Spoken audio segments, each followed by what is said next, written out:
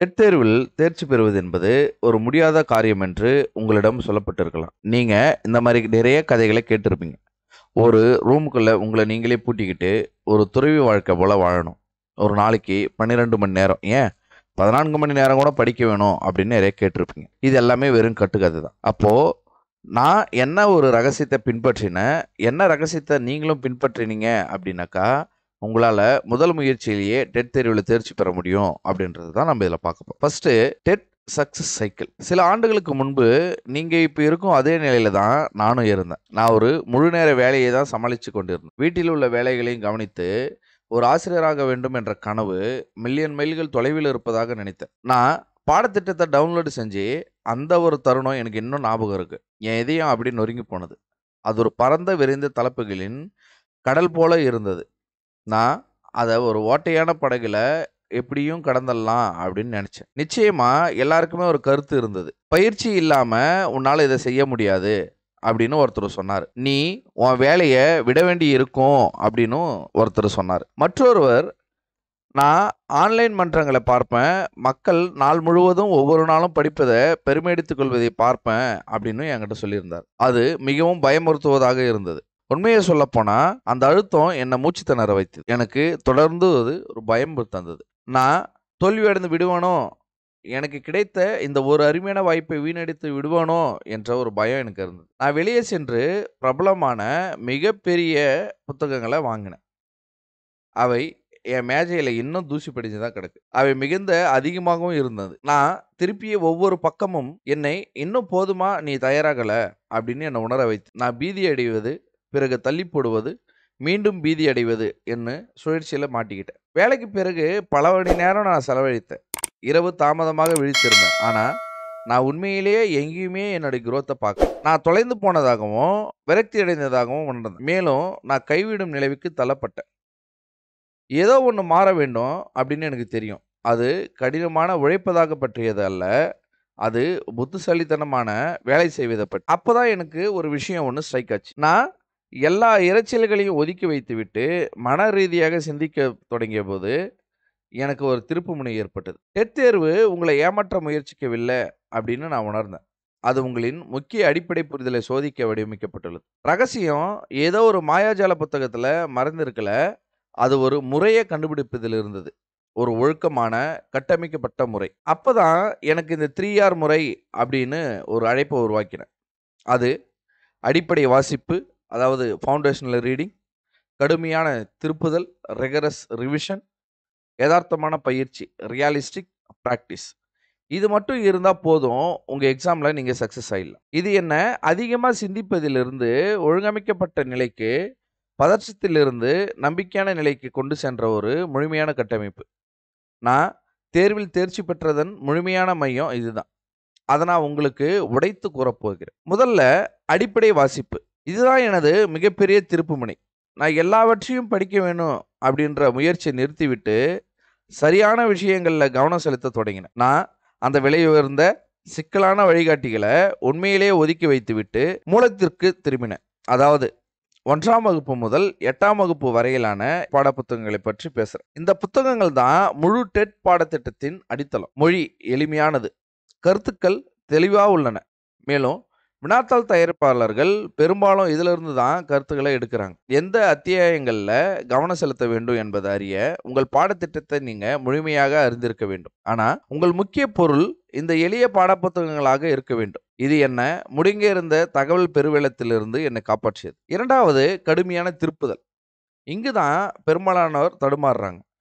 ஒரு அத்தியாயத்தை ஒரு முறை படிப்பது படிப்பல்ல, அது வெறும் வாசிப்பு. உண்மையான கற்றல் மனதில் பதியும் வகையான கற்றல் திருப்பதிலும் போதுதான் நிகழ்கிறது. அதுவும் முறையாக இருக்க வேண்டும். எனது முறை எளிமையானது. நான் எந்த ஒரு புதிய தலைப்பையும் 24 மணி நேரத்திற்குள்ள திருப்புதல் செய்வேன். பிறகு ஒவ்வொரு ஞாயிற்றுக்கிழமையும் அந்த வாரம் நான் கற்றுக்கொண்ட அனைத்தையும் திருப்புதல் செய்வேன். மாத இறுதியில அந்த மாதத்தின் முழு பாடத்திட்டத்தையும் ஒரு முழுமையான திருப்புதல் செய்வேன்.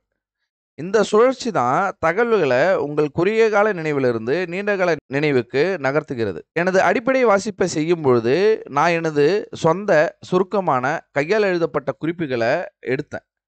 நான் புத்தகத்தை நகலெடுக்கல, நான் கருத்துக்களை எனது சொந்த வார்த்தையில சிறு வரைபடங்கள் மற்றும் விளக்கப்படங்களை பயன்படுத்தி மீண்டும் எழுதுவேன். இந்த குறுகிய குறிப்பு விரைவான திருப்புதலுக்கு எனது ரகசியமான ஆயுதமாக மாறியது. இறுதியா யதார்த்தமான பயிற்சி. அந்த அறிவு அனைத்தும் தேவைப்படும் போது உங்களால பயன்படுத்த முடியாவிட்டால் அது பயனற்றது. எனவே எனது வியூகத்தின் 3வது தூண் கேள்விகளை தீர்ப்பது. இடைவிடாமல், ஆனா மீண்டும் அது யதார்த்தமானதாக இருக்க வேண்டும். என்னை பொறுத்தவரை இதற்கு 2 விஷயங்கள் இருந்தன. முந்தைய ஆண்டுகளின் வினாத்தாள்களை திரும்ப திரும்ப செய்வது மற்றும் நேர வரம்புடன் கூடிய மாதிரி தேர்வுகளை எடுப்பது. முந்தைய ஆண்டுகளின் வினாத்தாள்கள் ஒரு தங்கச் சுரங்கம். அவை சரியான முறை, கடினத்தன்மை நிலை மற்றும் மீண்டும் மீண்டும் ஒரு தலைப்புகளை உங்களுக்கு காட்டுகிறது.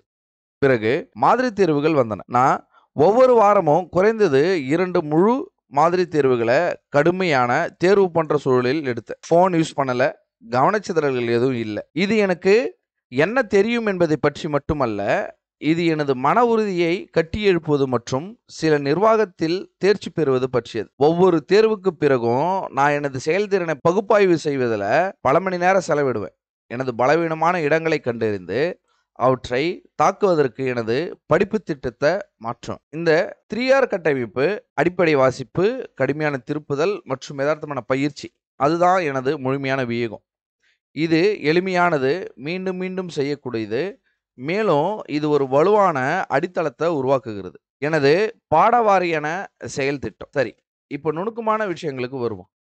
ஒவ்வொரு பாடத்திற்கும் 3R முறையை நான் எப்படி பயன்படுத்தினேன், நான் ஒரு விரிவான தினசரி கால அட்டவணையை எப்படி உருவாக்கினேன், என்னை மிகவும் பயமுறுத்திய பாடங்களுக்கு எப்படி அதிக நேரம் நான் செலவழிச்சேன். ஃபர்ஸ்ட், வெற்றியை தீர்மானிக்கும் பாடமான குழந்தை வளர்ச்சி மற்றும் கற்பித்தல், அதாவது சைல்ட் டெவலப்மெண்ட் அண்ட் பெடகாஜி. இது டெட் தேர்வில் உங்கள் மதிப்பெண்ணை உயர்த்தவோ அல்லது குறைக்கவோ முடியும். நான் இதில் தேர்ச்சி பெற வேண்டும் என்று எனக்கு தெரியும். எந்த ஒரு சிறப்பு பார்வை புத்தகங்களையும் பயன்படுத்தவில்லை. நம்ம பிஎட் படிக்கும் போது கல்வி உளவியல் அப்படின்ற அந்த பாடப்புத்தகம் நம்ம இப்போ எல்லாருமே வாங்கி படிச்சிருந்திருப்போம்.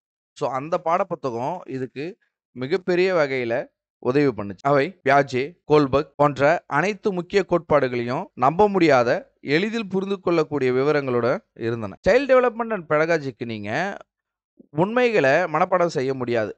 நீங்கள் ஏன் இதை புரிந்து கொள்ள வேண்டும் அப்படின்னா, ஒரு குழந்தை ஏன் ஒரு குறிப்பிட்ட வழியில் செயல்படுது, நீங்கள் எப்படி ஒரு உள்ளடக்கிய வகுப்பறையை உருவாக்குவீங்க, எனது கவனம் ஆழ்ந்த கருத்தியல் தெளிவில் எப்படி இருக்கணும் அப்படின்றத பற்றி. தேர்வாளரின் மனதிற்குள் சென்று அவர்கள் இந்த உளவியல் கருத்துக்களை சுற்றி கேள்விகளை எப்படி உருவாக்குகிறார்கள் என்பதை பார்க்க நூற்றுக்கணக்கான கேள்விகளை பயிற்சி செஞ்சேன். அடுத்தது மொழி பாடம். மொழி 1 மற்றும் மொழி 2, அதாவது தமிழ் மற்றும் ஆங்கிலம்.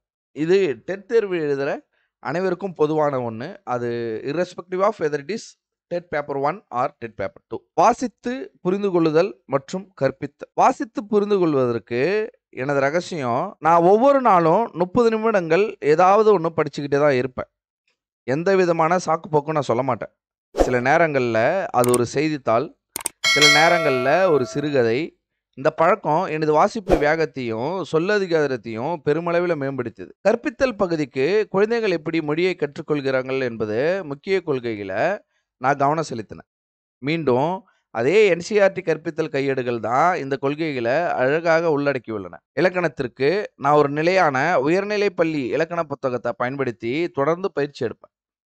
பிறகு கணிதம். இது TET paper 1 and TET paper 2ல சயின்ஸ் ஸ்ட்ரீமாக இருக்கிறவங்களுக்கு மேக்ஸ் வரும். கணிதம் நான் உண்மையாக கவலைப்பட்ட ஒரு பாடம். எனது பெருமையை விழுங்கிவிட்டு ஆரம்பத்திலிருந்து தொடங்குவது எனக்கு முக்கியமாக இருந்தது. நான் 3ஆம் வகுப்பிலிருந்து என்சிஆர்டி கணித புத்தகங்களை எடுத்து 8ஆம் வகுப்பு வரை படித்தேன். அப் டு 10th ஸ்டாண்டர்ட் வரை நம்ம பேப்பர் 1க்கு படிச்சாகணும். And maybe up to 12th வரை நம்ம பேப்பர் 2க்கு ப்ரிப்பேர் பண்ணிக்கிறது பெட்டர். நான் ஒவ்வொரு உதாரணத்தையும் ஒவ்வொரு உடற்பயிற்சி கேள்விகளையும் தீர்த்தேன். இது எனது கருத்தியல் அடித்தளத்தை செங்கலாக கூட்டியது. எனது கருத்துக்கள் தெளிவாக இருப்பதாக உணர்ந்தவுடன் நான் எனது வேகத்தையும்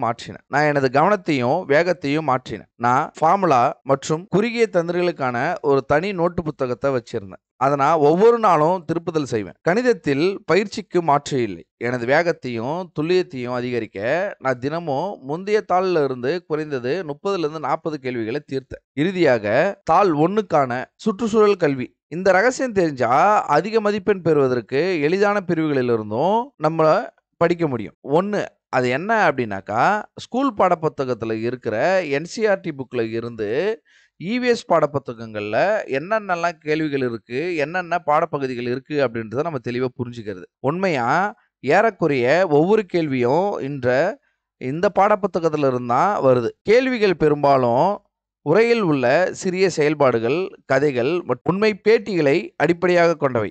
நான் இந்த புத்தகங்களிலிருந்து குடும்பம், நீர், தங்குமிடம் மற்றும் பயணம் போன கருப்பொருள்களில் கவனம் செலுத்தி குறிப்பிட்ட குறிப்புகளை எடுத்து வச்சுப்பேன். நான் இந்த 3 புத்தகங்களையும் இவிஎஸ்க்காக எனது பைபிளாக கருதினேன்.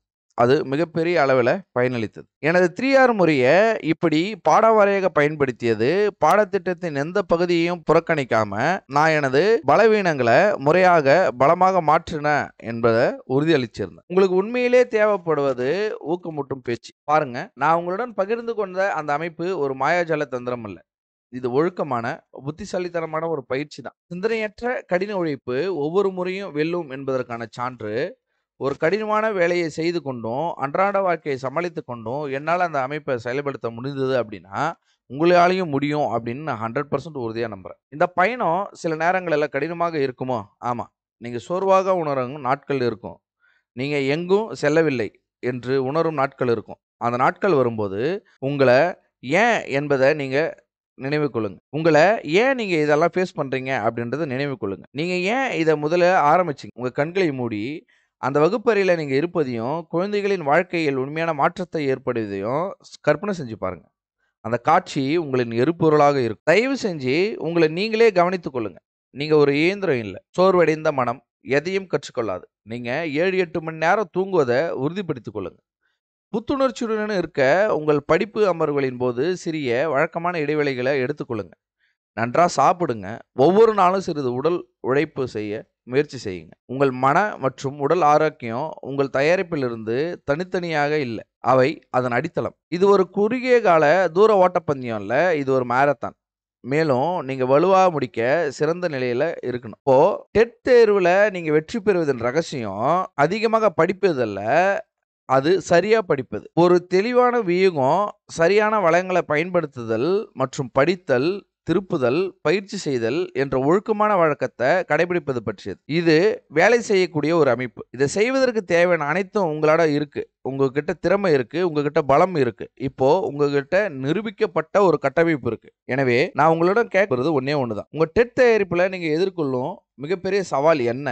அது ஒரு குறிப்பிட்ட பாடமா அல்லது உங்கள் நேரத்தை நிர்வகிப்பதா அப்படின்னு கீழே கமெண்ட் செக்ஷன்ல கமெண்ட் பண்ணுங்க. இந்த திட்டம் உங்களுக்கு உதவியாக இருந்தா என்ன செய்ய வேண்டும் என்று உங்களுக்கு நல்லாவே தெரியும். நம்ம சேனலை சப்ஸ்கிரைப் பண்ணிக்கோங்க. ஒரு ஆசிரியராக மாறுவதற்கு உங்களுடைய பயணத்தில் உங்களுக்கு உதவ நாங்கள் மேலும் மேலும் சில வியூகங்களுடன் உங்களை சந்திக்க காத்திருக்கிறோம். குறிப்பிட்ட பாடங்கள் குறித்த ஆழமான ஆய்வுகள் மற்றும் ஊக்கமூட்டும் வீடியோக்களை பகிர்ந்து கொள்ள விரும்புகிறோம். தேங்க்ஸ் ஃபார் வாட்சிங் அண்ட் கீப் சப்போர்ட்டிங்.